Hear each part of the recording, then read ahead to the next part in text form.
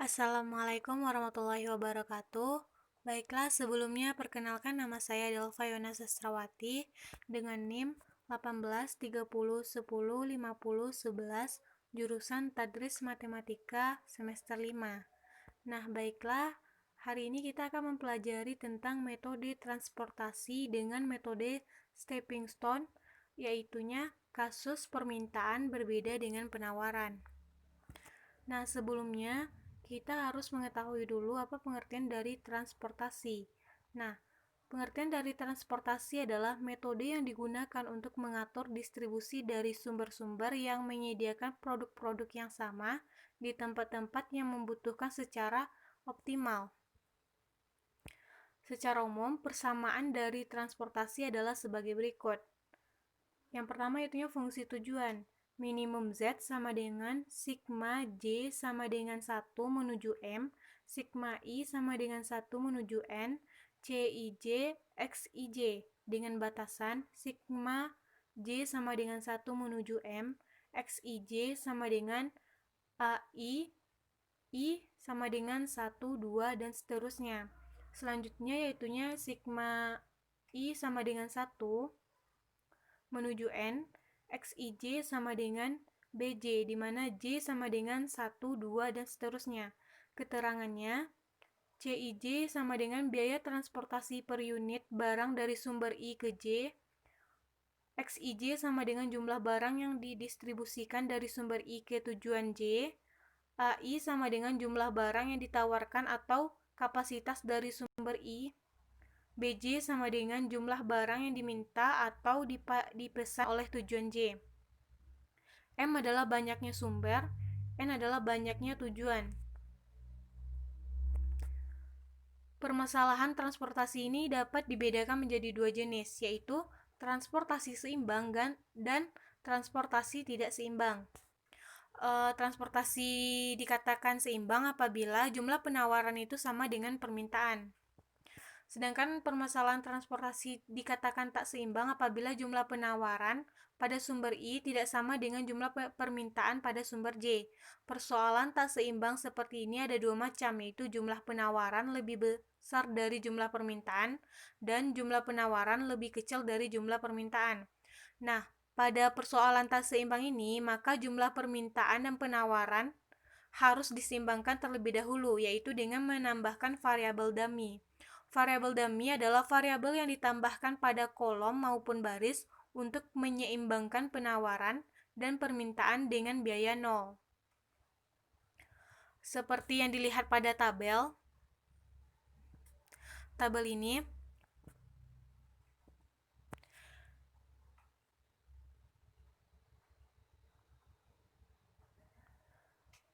apabila sigma 5 besar dari sigma 8, maka ditambahkan dummy pada kolom permintaan, sehingga jumlah penawaran dan permintaan seimbang, yang ditulis dalam bentuk persamaan sebagai berikut. Sigma J sama dengan 1 menuju M, AI dikurang sigma I sama dengan 1 menuju N, Bj sama dengan Pj. Dengan Pj, yaitunya dummy untuk kolom. Nah, seperti ini. Bentuk tabel tak seimbang dengan penawaran besar dari permintaan.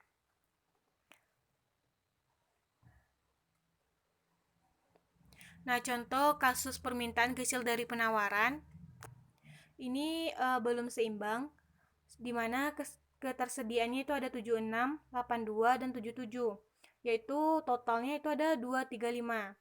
Sedangkan di sini untuk permintaan ada 72, 102, dan 41. Untuk dia seimbang, maka kita akan menambahkan variabel dummy seperti di tabel ini. Di sini kita letakkan yaitunya 20. Sebagaimana 72, 102, 41 itu tidak seimbang dengan ketersediaannya, makanya kita tambahkan 20 agar dia seimbang. Dan ini adalah bentuk tabel transportasi tak seimbang dengan penawaran kecil dari permintaan.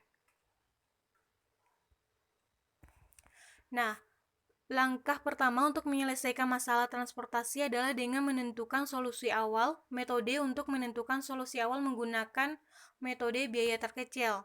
Metode biaya terkecil merupakan suatu pendekatan berdasarkan biaya yang menemukan suatu solusi awal dalam permasalahan transportasi. Nah, metode biaya terkecil ini bertujuan untuk meminimumkan biaya dengan alokasi sistematik kepada variabel basis sesuai dengan besarnya biaya transportasi per unit sehingga solusi metode biaya terkecil mendekati solusi minimum. Langkah-langkah metodenya, yang pertama yaitunya pilih variabel XIJ, kotak dengan biaya transportasi CIJ terkecil dan alokasikan sebanyak mungkin. Untuk CIJ terkecil, XIJ sama dengan minimum untuk menghabiskan permintaan baris I atau kolom J. Dari kotak-kotak sisanya yang layak yaitu yang tidak terisi atau tidak dihilangkan. Pilih nilai CIJ terkecil dan alokasikan sebanyak mungkin. Lanjutkan proses ini sampai semua permintaan terpenuhi. Nah, setelah mendapatkan solusi awal dengan menggunakan metode biaya terkecil, maka selanjutnya dicari solusi minimum. Solusi minimum menggunakan metode stepping stone atau batu loncatan. Nah, sebelum kita masuk lebih dalam, alangkah baiknya kita mengetahui dulu pengertian dari metode stepping stone. Metode stepping stone adalah suatu teknik yang berulang untuk berpindah dari suatu solusi awal yang layak ke solusi yang optimal dalam metode transportasi. Setelah solusi layak dasar awal diperoleh dari masalah transportasi, langkah berikutnya adalah menekan ke bawah biaya transportasi dengan memasukkan variabel non-basis, yaitu alokasi barang ke kotak kosong, ke dalam solusi. Proses evaluasi variabel yang memungkinkan terjadinya perbaikan solusi yang kemudian mengalokasikan kembali dinamakan dengan metode stepping stone. Langkah-langkah metode stepping stone sebagai berikut. Yang pertama yaitunya memilih salah satu sel kosong yang tidak mendapatkan alokasi. Yang kedua, mulai dari sel kosong dibuat jalur tertutup melalui sel-sel yang mendapatkan alokasi menuju sel kosong terpilih kembali. Jalur tertutup ini bergerak secara horizontal dan vertikal saja. Yang ketiga yaitunya mulai dengan tanda positif pada sel kosong terpilih, kita menempatkan tanda negatif dan positif secara bergantian pada setiap sudut jalur tertutup. Yang keempat yaitunya menghitung indeks perbaikan, yaitu dengan jumlah jalur tertutup biaya transportasi pada sel bertanda positif dan mengurangkan biaya transportasi pada sel bertanda negatif. Mengulangi tahap 1-4 hingga indeks perbaikan untuk semua sel kosong telah terhitung. Jika indeks perbaikan dari sel-sel kosong lebih besar atau sama dengan 0, maka solusi minimum telah dicapai. Jika ada yang bernilai negatif, maka lanjutkan. Yang keenam yaitunya menghitung indeks perbaikan pada sel yang bernilai negatif tersebut seperti langkah 3, 4, dan 5 sampai tidak ada variabel non-basis yang bernilai negatif. Nah, untuk contoh soal, data hasil penelitian meliputi data primer yaitu data biaya pendistribusian telur dalam satuan kilogram dari gudang atau kandang ke agen atau toko di produsen Mulia Telur. Sedangkan data sekunder adalah data penawaran dari dari gudang dan kandang serta permintaan dari agen dan toko pada bulan Januari 2015 yang disajikan pada tabel 4. Nah, ini adalah contoh soal dari penawaran dan permintaan serta biaya pendistribusian. Nah, anggap kita di sini itunya dummy-nya itu dihilangkan. Di sini dapat kita lihat bahwa penawaran itu besar daripada permintaan. Nah, untuk langkah pertama yaitunya kita harus menambahkan tabel dummy. Nah, di sini kita tambahkan tabel dummy. Di sini ada 43.522, sedangkan di sini ada total permintaannya itu 28.479. Nah, agar penawaran dan permintaan ini seimbang, maka kita akan menambahkan 15.043 di tabel dummy. Dan sebelumnya itu adalah 000. Nah, berdasarkan pada tabel 4, model transportasi pendistribusian telur produsen Mulia telur sebagai berikut. Kita minimum Z, kita cari minimum Z seperti ini dengan fungsi penawaran dan fungsi permintaannya. Solusi awal menggunakan metode biaya terkecil. Solusi awal menggunakan metode biaya terkecil seperti tadi, yaitunya menggunakan tabel dummy dan mengikuti langkah-langkah pada sebelumnya. Nah, karena kita semua permintaan sudah terpenuhi, maka minimum Z-nya kita mendapatkan hasilnya yaitu 1.297.536. Nah, biaya pendistribusian telur produsen Mulia Telur ini dari kandang ke gudang ke toko dengan metode biaya terkecil bulan Januari 2015 sebesar 1.297.536. Selanjutnya diuji dengan metode stepping stone, peroleh solusi awal pada iterasi ke-6 yang disajikan pada tabel kelima.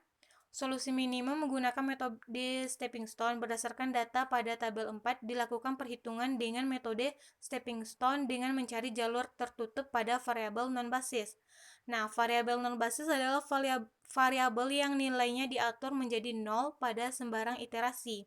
Jumlah variabel nol basis selalu sama dengan derajat bebas dalam setiap persamaan. Sedangkan variabel basis merupakan variabel yang nilainya bukan 0 pada sembarang iterasi. Jumlah variabel basis selalu sama dengan jumlah fungsi pembatas. Jika nilai variabel non-basis besar sama dengan jika nilai variabel non-basis bersama dengan 0, maka solusi awal sudah merupakan solusi minimum. Pengujian solusi minimum menggunakan metode stepping stone sebanyak 4 kali di iterasi karena mendapat 4 variabel non-basis, yaitu X21, X15, X23, dan X24, seperti disajikan pada tabel-tabel berikut ini. Nah, ini solusi minimum untuk menggunakan metode stepping stone iterasi pertama. Mungkin teman-teman bisa membaca lagi langkah-langkah sebelumnya. Dari tabel 6 menunjukkan bahwa jalur tertutup pada variabel non-basis X12 diperoleh besar sama 0, yaitu X12 4,08 dikurang 42,56 ditambah 45,6 dikurang 47,12 sama dengan 0. Dan dilanjutkan iterasi kedua, 3, dan 4.